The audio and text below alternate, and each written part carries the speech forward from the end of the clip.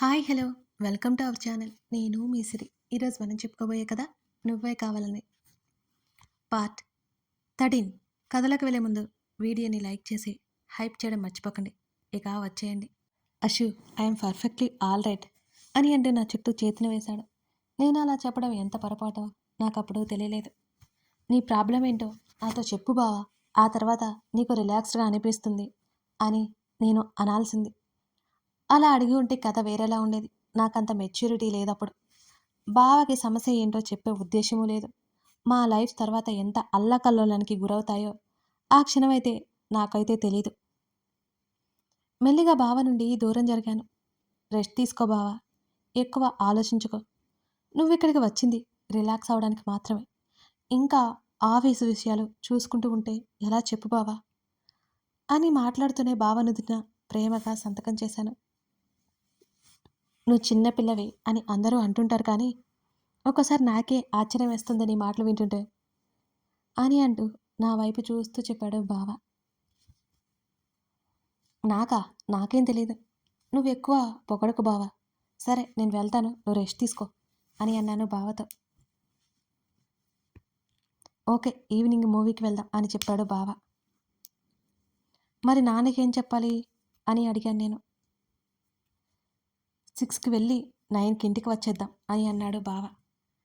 అప్పుడు షో ఉంటుందా అని నేను అంటుంటే హాఫ్ అన్ అవర్ అటో ఇటో ఉంటుందిలేవే అని బావ చెప్పాడు. సరే వెళ్దాం అని నవ్వాను నేను. నువ్వు కూడా 4 గంటలకే నిద్రలేచావు కదా, వెళ్ళి పడుకోవే, కాసేపు మళ్ళీ సినిమా హాల్లో నిద్రపోతే కష్టం అని బావ అన్నాడు.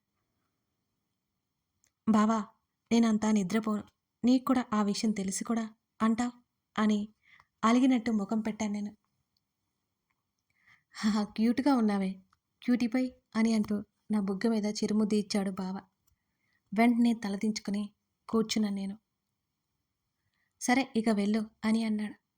అలాగే అని అక్కడి నుంచి వెళ్ళిపోయాను. బావ దేనికో సఫర్ అవుతున్నాడు. అది ఏంటో నాకు తెలియట్లేదు. నా రూమ్లోకి వచ్చి బెడ్ మీద వాలిపోయాను. వెంటనే నిద్ర పట్టేసింది. బావ ఉండేది కరెక్ట్గా 3 రోజులు. మూడో రోజే వెళ్ళిపోతాడు. బావతో ఉండే ప్రతి క్షణం నాకు చాలా విలువైనది. బావా, నేను కలిసి డాడీకి బైక్ క్లీన్ చేశాం ఈవినింగ్ మూవీకి వెళ్ళడం కోసం. ఈవినింగ్ మూవీకి వెళ్దామని చెప్తే నానమ్మ, అమ్మ మాకైతే గ్రీన్ సిగ్నల్ ఇచ్చేశారు. 9 లోపు రావాలని కండిషన్ కూడా పెట్టారు. సరే అని చెప్పి 5:30కి బయలుదేరాలి అని అనుకున్నాం. చకచకా రెడీ అయిపోయాను. మా వాలకం చూసి మా నాన్నమ్మకి డౌట్ వచ్చింది. ఎప్పుడో మా వైపు చూస్తూ ముసిముసి నవ్వులు నవ్వుకుంటూ ఉంటే నాకు ఆ విషయం అర్థమైపోయింది. అయినా సరే నేను బయటపడలేదు. నేను బయటకు వచ్చేసరికి బావ రెడీగా ఉన్నాడు. ఇద్దరం బైక్ మీద బయలుదేరాం. అషు, కళ్ళజోడు తెచ్చుకున్నావా? మళ్ళీ సినిమా స్క్రీన్ సరిగ్గా కనిపించదు అని బావ అంటుంటే అలిగి దూరం కూర్చున్నాను బావ నుంచి. బైక్ మీదనే. ఏంటి ఆ దూరం అని అన్నాడు బావ ఆశ్చర్యంగా చూస్తూ. నీ యాక్షన్కి నా రియాక్షన్ బావా అని అన్నాను నేను అమాయకంగా. నువ్వు అసలు మారొద్దే, ఇన్నోసెంట్గానే ఉండు, అప్పుడే నాకు ప్రశాంతంగా ఉంటుంది ఇన్నోసెంట్ బేబీ. ఎక్కువ ఇంటెలిజెంట్ అయిపోతే నాకే కష్టం అంటూ నవ్వుతూ చెప్పాడు బావ. ఓరగా బావని చూసి తల తిప్పేశాను. కాసేపటి తర్వాత మాల్కి వెళ్ళి మూవీ సెక్షన్ వైపుకి నడిచాం ఇద్దరం. అసలే వీకెండ్ కావడంతో చాలా చాలా మంది జనాలు ఉన్నారు. టికెట్ చూయించి సీట్ వెతుక్కుంటూ వెళ్ళి కూర్చున్నా. బావ భుజం మీద తలవాల్చి బావ చేతిని పట్టుకుని మూవీ చూస్తూ ఉన్నాను. బావ మూవీ చూస్తున్నాడు కానీ ఏదో ఆలోచిస్తున్నట్టు ముఖం పెట్టాడు బావ. బావ ముఖంలో అది నాకు తెలుస్తుంది. బావా అన్నాను చిన్నగా. తల తిప్పి నా వైపు చూశాడు. నువ్వు బాగానే ఉన్నావా అని అడిగాను నేను. బావ నవ్వాడు నా వైపు చూసి. నా చేతిని తన పెదవుల దగ్గర పెట్టుకుని ఎలా ఉంది మూవీ అని అడిగాడు. ఇంట్రెస్ట్ రావట్లేదు అన్నా నేను. నిజానికి బావకి ఇబ్బందిగా ఉందని అందుకే వెళ్ళిపోదాం అన్నట్టు అలా చెప్పాను నేను. ఇంటర్వెల్ అయిన తర్వాత ఇద్దరం బయటకు వచ్చేసాం అక్కడి నుంచి. మళ్ళీ మాల్కి వెళ్ళాం. ఏదో ఒక షో కండక్ట్ చేస్తున్నారు. బావ అదేం పట్టించుకోవట్లేదు. ఒక చోట టాటూ వేస్తున్నారు. నాకు ఎప్పటి నుంచో ఉంది టాటూ వేయించుకోవాలని. బావకు చెప్తే తిడతాడు అనుకుంటూ, బావా ఒకటి అడుగుతాను, కాదే అని అనకూడదు అన్నాను ముందే బావని లాక్ చేస్తూ. నువ్వు చెప్తే నేను కాదంటానా? ఏంటి అది అని నవ్వుతూ అడిగాడు బావ. టాటూ వేసే వైపుకి నా చేతిని చూపించాను బావకి. సీరియస్‌గా నా వంక చూశాడు. ప్లీజ్ బావా అని ఎంతసేపు బ్రతిమాలానో నాకే తెలీదు. ఒక కండిషన్ అని అన్నాడు బావ. కండిషనా? ఏంటది? నువ్వు ఏడ్చావంటే మధ్యలోనే లాక్కుని వచ్చేస్తా అని సీరియస్‌గా చెప్పాడు. సరే అసలు ఏడవను అన్నాను హుషారుగా, కాస్త బుద్ధిగా. అషు చాలా పెయిన్ వస్తుందే అని అన్నాడు కాస్త భయంగా చూస్తూ. బావా భయపడుతున్నావా అని నవ్వాను నేను. భయపడకుండా ఇంకేం చేయాలి? మెంటల్. నువ్వు చాలా సెన్సిటివే. ఈ మాలంతా అదిరిపడేలా ఏడుస్తావేమో. నాకు ఖచ్చితంగా ఆ విషయం అర్థమవుతోంది అని బావ అన్నాడు. ఏమీ కాదు. ప్లీజ్ బావా అని అడిగాను నేను. సరే పద అని అన్నాడు ఎట్టకేలకు ఒప్పుకుంటూ. ఇద్దరం అటువైపుకి వెళ్ళాం. గ్లాస్ డోర్ నుంచి లోపలికి చూశాను. కొంచెం భయం వేసింది నాకు. బావ చేతిని గట్టిగా పట్టుకుని లోపలికి నడిచాను. టాటూ వేసి అతనితో మాట్లాడాడు బావ. పెయిన్ తెలియకుండా వేయాలని మరీ మరీ చెప్తూనే ఉన్నాడు. చైర్లో కూర్చున్నాను. నా ఫోన్లో ఉన్న పిక్ చూపించాను అతనికి. బావ కూడా తలని నా వైపుకి తిప్పుకొని నా తల నిమురుతూ ఉన్నాడు. నాకు నొప్పి కలుగుతుంది అని బాధతో. ఎల్బో తర్వాత చేతి మీద వేయించుకున్నాను. నాకు నొప్పిగా అనిపిస్తుంటే బావ చుట్టూ చేతిని వేసి బావ బొజ్జులో ముఖం దాచుకున్నాను. 10 నిమిషాల్లో అయిపోయింది. అషు చూడు అని అన్నాడు బావ. బావ ఫేస్లో ఏదో బ్రైట్నెస్ తెలుస్తోంది నాకు. తల తిప్పి చేతిని చూసుకున్నాను. ఏ లెటర్కి మధ్యలో విక్రమ్ అని రాయించుకున్నాను. అది నేను క్రియేట్ చేసిన డిజైన్. కాసేపు తర్వాత బయటకు వచ్చేసాను. బావ నా తల మీద ముద్దు పెట్టుకున్నాడు. ఆకలేస్తుందా అని అన్నాడు. అవును బావా అని అంటే వెంటనే ఫుడ్ కోర్ట్ వైపుకు నన్ను తీసుకెళ్ళిపోయాడు. అషు నొప్పి లేదా అని అడిగాడు బావ. లైట్గా ఉంది, ఎక్కువేం లేదు బావా అని అన్నాను నేను. 2 క్షణాలు నా వైపు చూసి ఫుడ్ తీసుకురావడానికి వెళ్ళాడు. ఆ రోజు సాటర్డేనో నాన్ వెజ్ కాబట్టి పన్నీర్ బిర్యానీ తెచ్చాడు. బావే స్వయంగా తినిపించాడు. తను తింటూ నేను నాన్ వెజ్ తినను కదా బావా, నాకు కూడా అనిపిస్తుంది అన్నాను. ఏమనిపిస్తోంది అంటే నా నోట్లో స్పూన్ పెట్టాడు. అది తినేసి నేను ఇంకో 2 సంవత్సరాల ముందు పుడితే బాగుండు అనిపిస్తోంది అని అన్నాను నేను బావ కళ్ళల్లోకి చూస్తూ. అప్పుడొచ్చింది. బావ పెదవుల మీద సన్నగా చిరునవ్వు మెరిసింది. ఎలా అంటే ఒక్కొక్క వాన చినుకు పడుతూ సన్నటి జల్లులా కురిసినట్టు అంత అందంగా ఉంది. అంత మనోహరంగా అనిపించింది నాకైతే బావని చూస్తుంటే. అంత సడన్గా అలా ఎందుకు అనిపించింది అని అడిగాడు తింటూ. నీతోనే ఉండాలనిపిస్తుంది బావా. అదే నేను ముందు పుట్టి ఉంటే ఈ పాటికి నీతోనే ఉండిపోయేదాన్ని అని చెంప కింద 2 చేతులు పెట్టుకుని బావనే చూస్తున్నాను.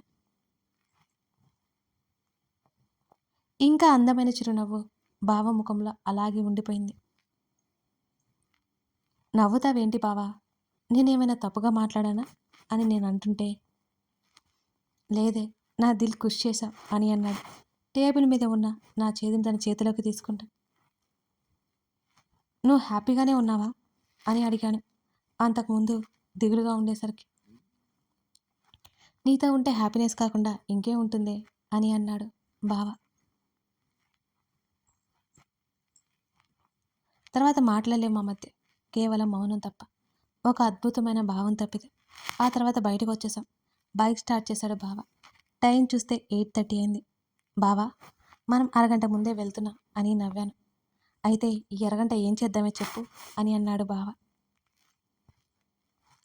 ఏం చేయొద్దులే బావా, మెయిన్ రోడ్ మీద నుండి కాకుండా షార్ట్ కట్లో ఇంటికి వెళ్ళిపోదాం అని అంటూ బావ నడుము చుట్టూ 2 చేతులు పోనిచ్చి బావ వీపు మీద తల వాల్చాను. మెయిన్ రోడ్ మీద నుంచి బైక్ని పక్కకు తిప్పాడు. అయినా సరే భాగ్యనగరం ట్రాఫిక్ చిన్న చిన్న వీధుల్లో కూడా ఎక్కువగానే ఉంది. చల్లగా గాలి వీస్తుంటే బావతో ఇలా బైక్ మీద వెళ్ళడం ఫ్యూచర్లో గుర్తుపెట్టుకునే విషయం. అది ఒక స్వీట్ మెమరీ కూడా మాకు. ఇద్దరం ఇంటికి వెళ్ళిపోయాం. నానమ్మ అమ్మ హాల్లో కూర్చుని టీవీ చూస్తున్నా నాన్న ఇంకా రాలేదు. అదే మంచిదనిపించింది. నాన్న ముందు బావతో వెళ్ళాలంటే ఇబ్బందిగా అనిపించేది. తిని వచ్చారా అని అడిగింది నానమ్మ. ఆ నానమ్మ అని అన్నా. కొంత సమయం హాల్లోనే కూర్చున్నాం మేము. నీకు త్వరగా పడుకోవడం అలవాటే కదా ఆశు, వెళ్ళి పడుకో అని చెప్పింది నానమ్మ. అలాగే నానమ్మ అని రూమ్లోకి వెళ్ళిపోయాను.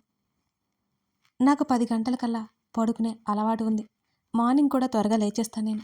చిన్నప్పటి నుంచి త్వరగా లేవడం నాకు అలవాటు. రూమ్లోకి వెళ్ళి డ్రెస్ చేంజ్ చేసుకుని బ్యాగ్లో నుండి ఫోన్ని బయటికి తీశాను. సుహా నుండి మిస్డ్ కాల్స్ ఉన్నాయి. మార్నింగ్ కాల్ చేస్తానని మెసేజ్ చేశాను దానికి. గంట తర్వాత టెర్రస్ మీదకి రావే అని బావ నుంచి మెసేజ్ వచ్చింది నాకు. చిన్నగా నవ్వుకుని సరే అని రిప్లై పెట్టాను బావకి. నీరవ్ కాల్ చేస్తుంటే పట్టించుకోలేదు నేను. బావ ఉన్నాడు అన్న ధైర్యమేమో. బంగారు కాల్ లిఫ్ట్ చేయి, మీ ఇంటి ముందు ఉన్నాను అని నీరవ్ మెసేజ్ చేశాడు. నా గుండె ఆగి మళ్ళీ కొట్టుకుంది. నేను భయపడుతూ ఫోను దూరం పెట్టాను. మళ్ళీ కాల్ చేశాడు నీరవ్. కాల్ లిఫ్ట్ చేశాను నేను. హలో బంగారు అని చిన్నగా పిలిచాడు నీరవ్. ఆ అన్నాను అంతే. ఇంకేం మాట్లాడలేదు నేను. నిన్న వర్క్ ఉంది, అందుకే నేను నిన్ను మిస్ అయ్యాను అని ఆర్తిగా చెప్తుంటే నాకు ఇష్టం లేదంటే. నీరవ్ అంత మొండిగా ఉన్నాడు ఎందుకో అర్థం కాలేదు నాకు. నేనేం మాట్లాడలేదు. రేపు సండే రేపు కూడా నిన్ను మిస్ అవుతా, అందుకే ఒకసారి బయటికి రా, నిన్ను చూడాలని ఉంది అని ఆర్డర్ వేశాడు నీరవ్. నేను రాను, రావడం కుదరదు, ఇంట్లో అందరూ ఉన్నారు, ప్లీజ్ వెళ్ళిపోండి, ఇలా చేసి అందరి ముందు నా క్యారెక్టర్ని తగ్గించకండి ప్లీజ్ అని నేను ఏడ్చేశాను నాకే తెలియకుండా.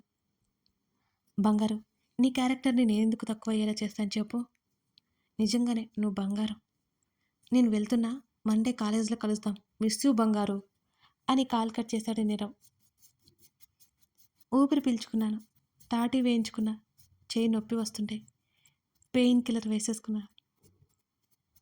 నీరవ్ గోల్ నుంచి బయటికి రావడానికి చాలా టైం పట్టింది. ఫేస్ వాష్ చేసుకుని టైం చూస్తే 11 గంటలు అవుతుంది. అప్పటికే ఇంట్లో వాళ్ళు పడుకుంటారు అనుకుని మెల్లిగా టెర్రస్ మీదకి వెళ్ళాను. వాటర్ ట్యాంక్ గోడ మీద కూర్చుని కాలు ఊపుతూ ఆకాశంలోకి చూస్తూ కనిపించాడు బావ. బావని అలా చూడగానే స్మైల్ వచ్చింది నా ఫేస్లో. బావ దగ్గరికి వెళ్ళి తన మోకాల మీద చేతుల నుంచి వాటి మీద నా చుబుక వారించాను. ట్యాంక్ మీద ఉన్న బావ చెయ్యి నా తల మీదకి చేరింది. చెయ్యి నొప్పిగా ఉందా సోడా బుడ్డి అని అడిగాడు బావ. లేదు, ఇప్పుడే పెయిన్ కిల్లర్ వేసుకున్నాను అని చెప్పాను బావకి. నొప్పి ఉంది కాబట్టి పెయిన్ కిల్లర్ వేసుకున్నావు కదే, లేకపోతే ఎందుకు వేసుకుంటావు, మళ్ళీ లేదు అంట అని అన్నాడు బావ. ఇప్పుడు లేదు అంటున్నాను కదా బావా అని అన్నాను నేను. సరేదా పైకి అన్నాడు తన పక్కన ప్లేస్ చూపిస్తూ. ఇదేం ఎంత హైట్గా ఉందో, నేను ఎక్కలేను పైకి అని అన్నాను భయంగా. వెంటనే బావ కిందకి దిగి నా నడుము పట్టి పైకి ఎత్తి కూర్చోబెట్టాడు. నోరు తెరిచి షాక్ అయిపోతూ చూశాను. బావా అన్నాను ఏడుపు మొహంతో నేను. ఏంటి అని అడిగాడు బావ నవ్వుతూ. నేను ఎక్కలేను కానీ ఎక్కుతాను అంటేనే ఆ టైంకే నువ్వెందుకు పైకెత్తావు, నేను ఎక్కగలను అని చెప్తున్నాను అని మూతిముడి చెప్పాను. ఒక్కసారి జంప్ చేసి పైకి ఎక్కి కూర్చున్నాడు బావ. ఆ గ్యాప్ ఎందుకు ఇచ్చావే, నువ్వు సాగదిస్తుంటే ఈలోపు నాకు అలాగే అర్థమైంది మరి అని బావ నవ్వాడు. ఇంకేంటి సంగతులు, కాలేజ్ అంతా ఓకే కదా అని అన్నాడు నా భుజం చుట్టూ చేతిని వేసి దగ్గరికి తీసుకుంటూ. ఎందుకు అలా అడిగావు అన్నాను కంగారు దాచుకుంటూ. పెద్ద కారణం ఏమీ లేదే, కాలేజ్ అన్న తర్వాత ర్యాగింగ్ సంథింగ్ గట్రా ఉంటాయి కదా, అందుకే అడిగాను అని అన్నాడు బావ. అదంతా మామూలే అన్నాను నీరవ్ గురించి చెప్పాలి అని నోటి దాకా వచ్చి ఆగిపోయాను. ఓకే, ఏదైనా ప్రాబ్లం ఉంటే మామయ్యతో చెప్పు, నాతో చెప్పలేకపోయినా అని బావ నవ్వాడు. నాన్న దగ్గర చెప్పే ధైర్యం లేదులే బావా, ఏదైనా ఉంటే ఫస్ట్ నీతోనే చెప్తానులే అని అన్నాను నేను. సరే అన్నాడు నా తల మీద చెయ్యి వేసి మెత్తగా నిమురుతూ. వైజాగ్ గురించి చెప్పు బావా, నాకు ఎప్పటి నుంచో వెళ్ళాలని ఆశ, కానీ ఎప్పుడు వెళ్ళలేదు నేను అని పెదవి విరిచి అంటుంటే, నెక్స్ట్ టైం వెళ్దాంలే మనమిద్దరం అని అన్నాడు బావ. సరే, అక్కడ గర్ల్ ఫ్రెండ్స్ ఎవరైనా ఉన్నారా అని నవ్వాను. ఒక ఫ్రెండ్ ఉన్నాడు అని సడన్గా ఆగిపోయాడు. మరి గర్ల్ ఫ్రెండ్ లేరా అని అన్నాను నేను బావ ముఖాన్ని చూస్తూ. లేరు అన్నాడు బావ. హమ్మయ్య అని నేను అలా రిలాక్స్ అవుతుంటే, ఎందుకే హమ్మయ్య అంటున్నా అని నవ్వాడు బావ. నేను దూరంగా ఉన్నాను అని చెప్పి ఎవరైనా నీకు ప్రపోజ్ చేశారేమోనని నాకు భయం.